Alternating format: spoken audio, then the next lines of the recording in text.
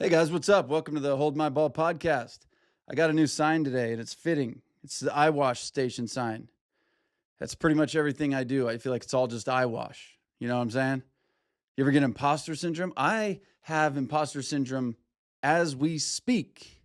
You know why? Because our guest today makes me feel like I am in some alternate reality that I don't belong in. Last year, this guy collected pretty much every pitching award somebody could win. And this year, he's like, that was cool. I'm just going to do better now. And he is. And I don't even know how it's possible. But the dude's breaking records in the last like week or two that haven't been touched in like MLB history. And MLB started in like the 1800s. And I am no mathematician, but I know that's at least a few decades. So listen, the nerves aren't going away. The butterflies aren't going away. So I'm just going to jump right to it because sometimes you got to jump in the water and learn to swim. And I'm going to talk to the reigning Cy Young Triple Crown winner, the current best pitcher in Major League Baseball. And I'll be honest with y'all, it's not even close. So start the music. Let's go chat with Mr. Tarik Skubal.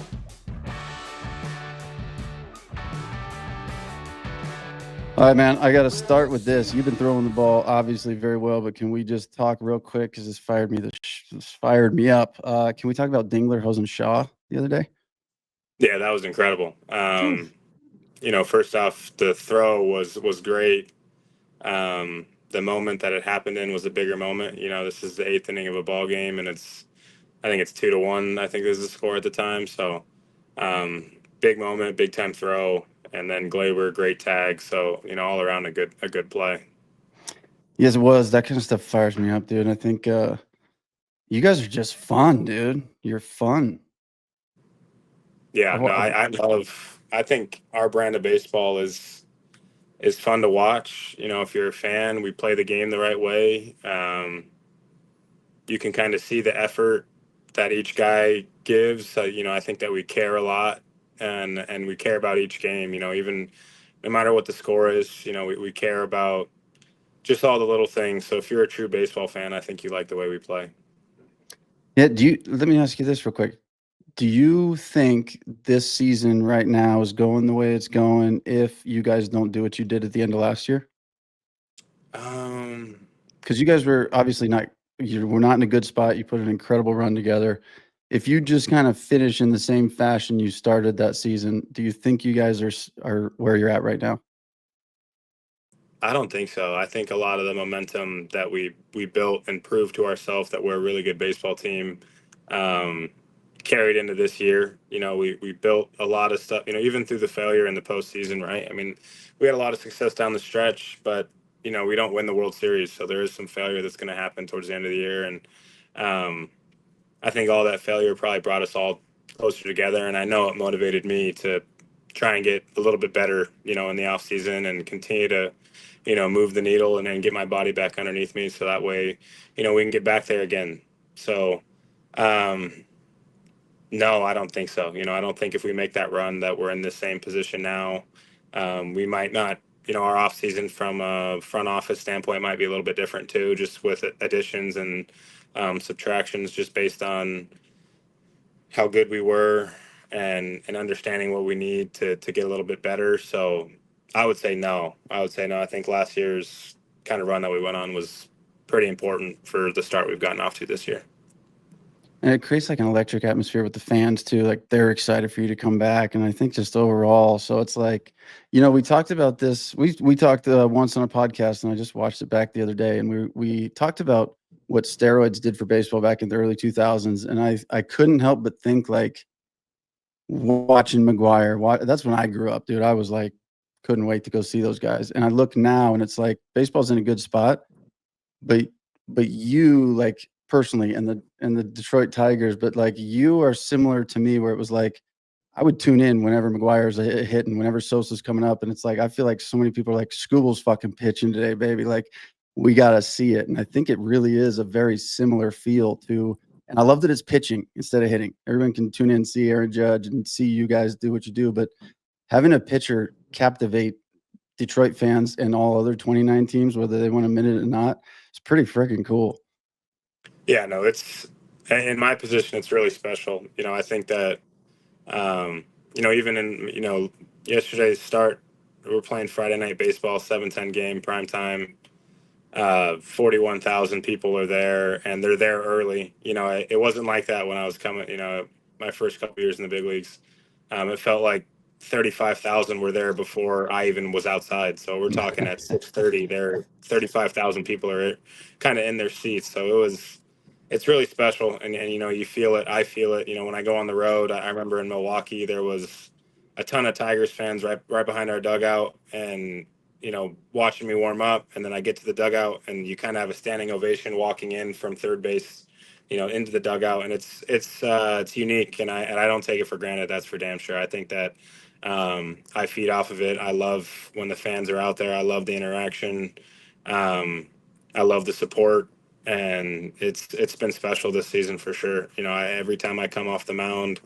Um, it just feel like I come out in the eighth inning of my last start. It just you see some things, and um, you just don't take it for granted. I never will. I try and appreciate every moment, no matter if the result is good or bad that day. Just appreciate the support that you got, because you've worked so hard to earn that from a fan base. So it's been fun.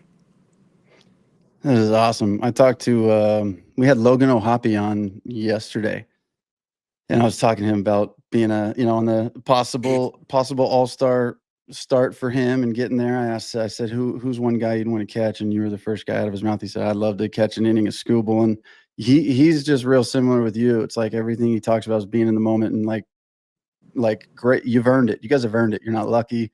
You're lucky you were blessed with an ability, but you worked your fucking asses off to get where you're at. So I don't like to use the word luck, but both of you guys seem so similar in the sense of being present, enjoying where you're at, and realizing, you're one of one. You know what I mean? And so to appreciate that and know that I told him as a fan to know that the player appreciates what he's doing as much as I would hope he does, because it's so cool, is refreshing and kind of really cool to hear.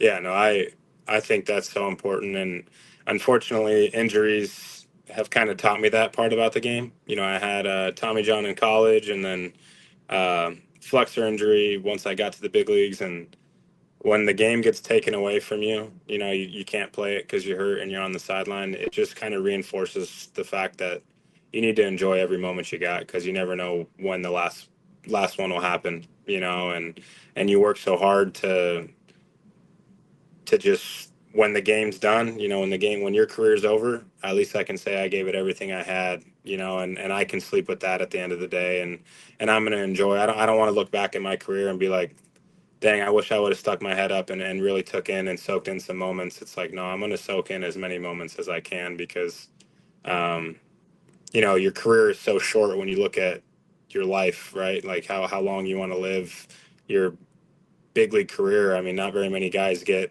above 10 years. I think the average is 3 years. So I've already gotten past that, and I want to enjoy as many years that I got left. I love that. That makes me feel good knowing guys like you, and I'm sure a big majority of the league is of the same mindset. But it's nice to know that you guys are running around feeling that way. I have I got a quick segment. I think this will be a fun one. I've been on this rabbit hole lately. I typed in you versus another player career stats, a hitter. And then I didn't know there was a page for this. I'm sure you guys do, that it shows every hitter you've ever faced in your career, and it's just it's listed from most at bats to least. I'm sure you guys know that, but I didn't know that, and I was scouring through it, and I'm like, this is freaking awesome. Um, so I got a segment. It's called Guess the Hitter. So I'm gonna tell you their stats against you, and I want to see if you can guess them. Got it. I will preface this with I picked half and half. Half these guys have your number, and you have their number. Okay. All right. Okay. First guy. 4 for 30, 7 Ks, 295 OPS. 295. What was it? 295? OPS, OPS, 4 for 30. 7 So it's Ks, it's a 295. lot. It's in division. Hmm. Uh, If you If you need a It's hint, gotta ask me. be this has gotta be is it a Kansas City Royal? Is it Bobby Hmm. Witt? Yeah, Bobby Yeah, Witt. yeah, Bobby Witt. The yeah. the other Royal, it kind of has the leg up on you in the old vet over there, Perez. Salvi, yeah, Salvi's got like I think he's got a 1 OPS. I think that's something above north He's of a 1 pretty So good. Yeah, I pretty didn't good put him against in him. here, but I did see he's hitting, like, I think he's at the top of the list against you in at bats. But all right, next one here. So you got Bobby Witt's number for now. I'm not gonna say you got it because I don't like jinxing shit, but that kid is fucking good. So I'm sure every He's a single special player. He's a special he's player. he's my favorite player in the league. I love the way he plays. I love the way he goes about his business. All right, let's Yep. do second one. 6 for 12. This guy's hit for the cycle against you collectively, and he's got a 1500 OPS. Cycle. Okay. He's collectively hit for the cycle against you. Yeah. 6 for 12. That's not a ton of at bats. Can you give me a division? I don't even know divisions. Do I look like a baseball fucking knowledge guy to you? Is it I is couldn't this even part of tell the you. American League, right? I'll tell you this. He's collected a few of those off you this year. Okay. Um, Recent. it's not Bregman, is it? It is Bregman. Oh, he only has 12 at bats? Okay. Yeah. Some of these guys have a few more plate appearances, but Yeah. Yeah. No, that makes sense. That makes sense. I love the interaction with you guys. That was the best. Yeah. Yeah. Yeah. I mean, he went 3 for 3 with uh, homer, Four double, pitches. single, I think. Yeah. 4 pitches. He tripled off me in Houston. I remember that. It was, I gave up the cycle in 1 inning that day that he hit the triple that finished the cycle in 1 inning. It was, I was like through Was that five this year? innings. No, this was last year. Okay. I was through like 5 innings on like 50 pitches, and then it went to start the sixth. It went single, single, triple, homer, double, 4 at bats, right in a row. It's In like consecutive. 6 pitches. Yeah, 6 pitches, 7 pitches. And then I got 3 outs on like 4 pitches. It was an 11 pitch inning. I gave up like 4 runs. I was like, I don't even know That's what just great. That's happened. great. I went back Baseball out is for the so seventh, I crazy. think. Yeah, I went back out for the seventh, and I was like, I got in the dugout. I looked at our pitching coach. I go, I don't even know what just happened, but whatever. I'm on to the next one. Dude, Yeah. a couple pitching buddies I have that are in the minor leagues or wherever they are, and I talk to them about it. They'll tell me, "Oh, dude, fucking tonight this or tonight was awesome." I'm like, "Is you probably threw the ball the exact same way you did 2 nights ago when you got fucking racked, and tonight you went jam job and 2 punch outs." It's just like Yeah. such a wild world for you guys.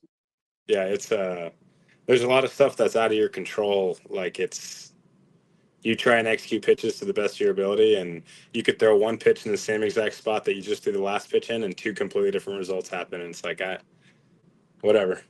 But hey, that's a big piece. I'm going to get back to these hitters, but that's a huge piece. And I'm going to talk about this because I'm the ball guy. That's such a huge piece of why you're so successful for arguably you know, the best pitcher in the game for the past year for sure, probably a couple years. Really, when you look at it, you just fill up the fucking zone. What do? You just go, I trust my stuff. It's good. Here you go. Fucking hit it. Hitting is hard as shit. Go get them. Yeah, no doubt. And I think our defense is really good. I think our game planning is really good. I think the stuff coming out of my hand is really good. So I'm pretty confident that um, I should win most at bats, and I treat every at bat like that. I'm going right at guys.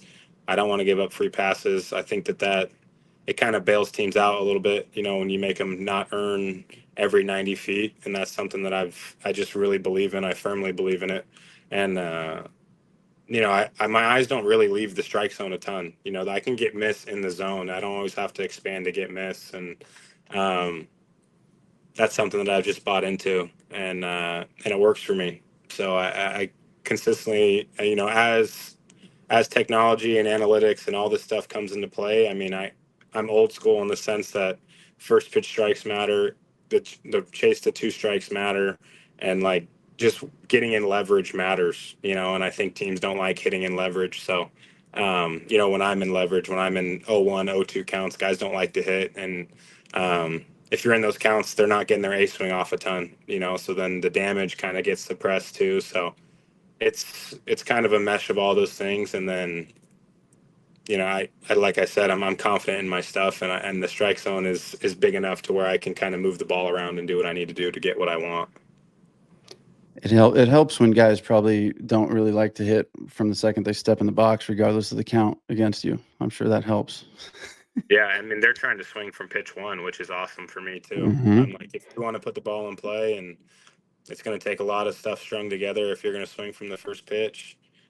Um, if you're going to do that, I just get to go longer in the game. Now I'm in the 7th and 8th inning, and I've gotten, I've thrown 80 pitches. Well, now you got to still see me for this whole game. So it helps me make even a bigger impact on the games that I throw, and it comes back to just pitch execution. I'm not just throwing it down the middle. I'm not trying to just aim down the middle. I'm trying to locate some stuff, but yeah, I like getting ahead. I think I can. There's a lot of positive things that I can do within the strike zone. Yep. I love it. All right, let's do this. Let's finish these. I'm going to go through the rest of these hitters quick. There's only 1, 2, 3, 4. There's like 4 or 5 more. This dude is 0 for 8 against you with 6 Ks. Ooh. So I kind of got him. Kind of. Yeah, you got him.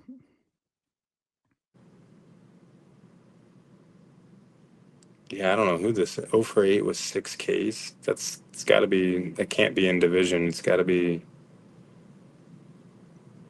American League. I can't even help you out with this one, to be honest with you. Yeah, I don't know who this is. Who is it? What team? I don't even know, dude. I'm going to be honest. Chad Pinder. Oh, yeah, I don't. Chad Pinder. What?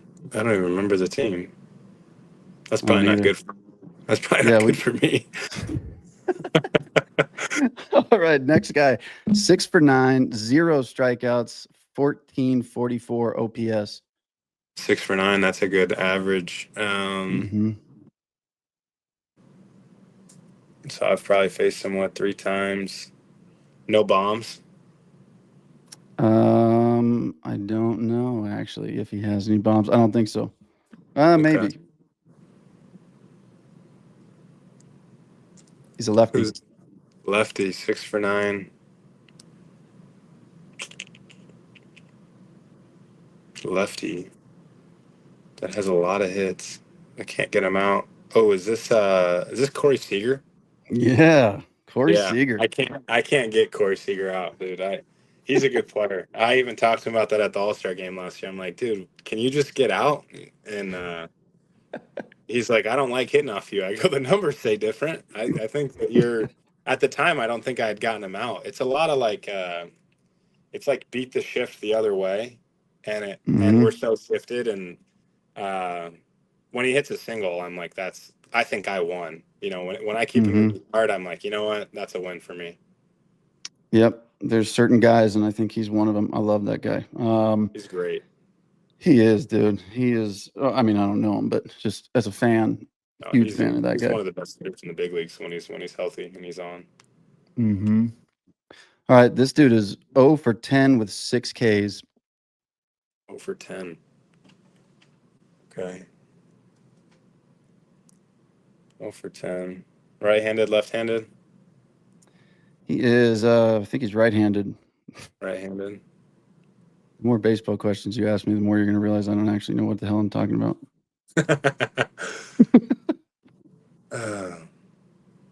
I don't know. Just 0 for 10 is pretty good in my favor.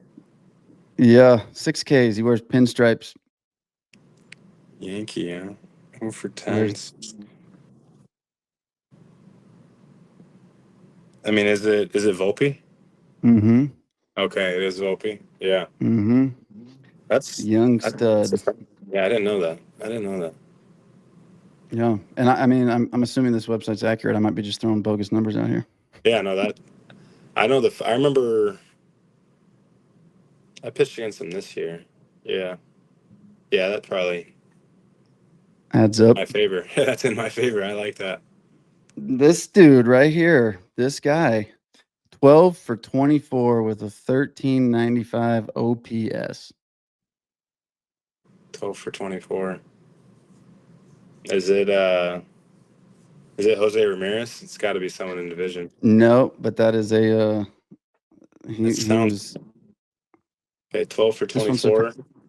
this one surprised me. In division, who's a guy I can't figure out in division? It's not Jose, huh? Who else would it be? I'll give you a quick hint. He is last team he played for, I believe, was the Angels. Last team he played for was the Angels. 12 for 24. I mean, was it Tim Anderson? Mm-hmm. Yeah. Those numbers before the last two seasons too were like even higher. It was like 12 for 16. I think I'm on a streak of getting him out like 5 straight at bats or 6 straight at You're bats. like, thank God I got him a couple times, Yeah. even in the Yeah. score. Yeah. It was Yeah, that one he was like 12 for 15 at one point. It was unbelievable. That one surprised me at first, but he obviously not a great couple years for him, but I think those couple years were so not good that people forget how fucking good he was for a short span there. He's got like he won like 3 batting titles in a row or Yeah. something like that. It was unbelievable. Yeah. He tormented us in 21, 22, 20. Those were all those hits were. It was 20 and 21 and 22. It was like if we got him out, we won. If we didn't get him out, we lost bad. So it was like but he was such a tough first out. He was my first home run I gave up in the big leagues, second pitch of my career. Really? Yeah. Second pitch of your career? Second pitch of my career, bang, homer.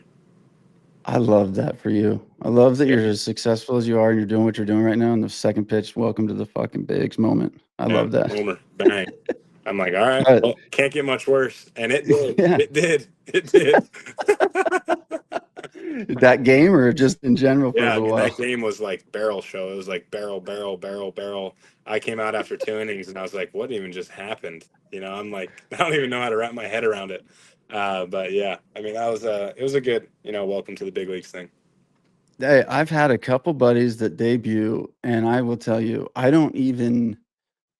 I'll when a hitter debuts, I'm like, fuck yeah. When a pitcher debuts, I'm like, I don't want to watch, dude. It's like a hitter's not supposed to get a hit. You know what I mean? So if they do, you're like, hell yeah, good for you.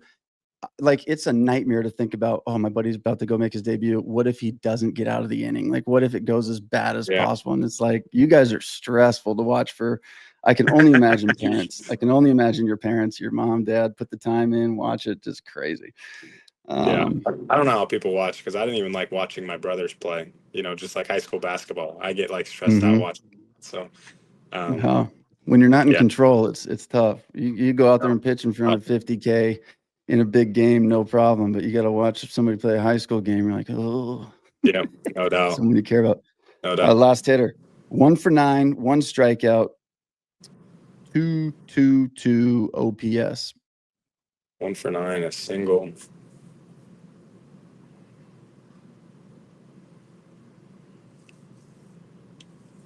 Is this a pretty big name player? As big as it gets. You're on the track. This is Ohtani, right? That's Ohtani, baby. 1 for 9, 1K. I'll tell you what. Getting Ohtani to go 1 for 9 with only 1 strikeout and getting him in play 8 times without getting a hit that's tough. The only strikeout I had is a backup high slider. Really? I mean, he's hit the ball very hard on the ground, which is fine. He's hit the ball like 118, 118. I'm like, that's a win for me, dude. You didn't take me out of the yard. Good. On to the next. But yeah, what he does with the bat that's special. And then you forget what he does on the mound too. It's like, dude, this guy is. It's amazing. Incredible. Yeah, it's pretty amazing. Do you guys saw them this year? You faced them. Is that for you? Because that as a fan is like if you pick dream matchups preseason, like give me the Cy Young Triple Crown versus Ohtani versus Judge. Like those are the matchups as fans that we're like, This is heaven. What do you feel like when Otani steps into the box in a big moment in Dodger Stadium or in Detroit? I love it. I think that's what you dream of as a kid, right? Like as much as I play the game, I'm also a fan of the game. So like I love watching baseball and I love watching the game's best kind of go at it. And now when I'm on the mound, do I want to face Shohei Ohtani with the bases loaded, no outs?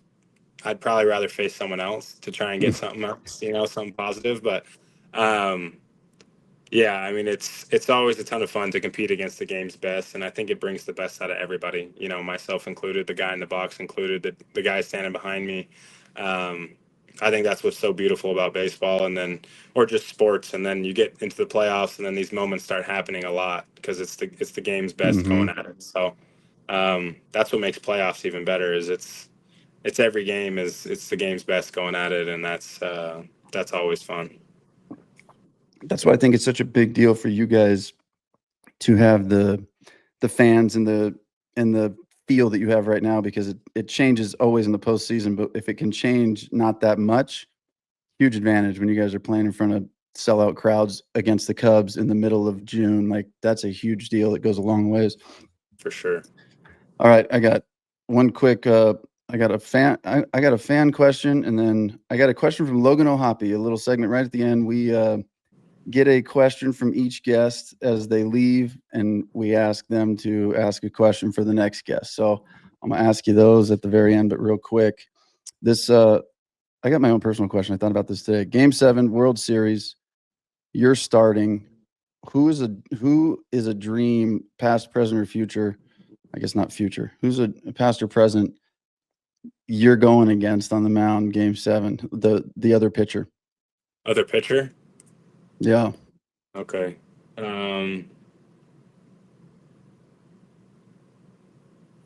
the other guy on the mound, I mean, the other guy that I would want to.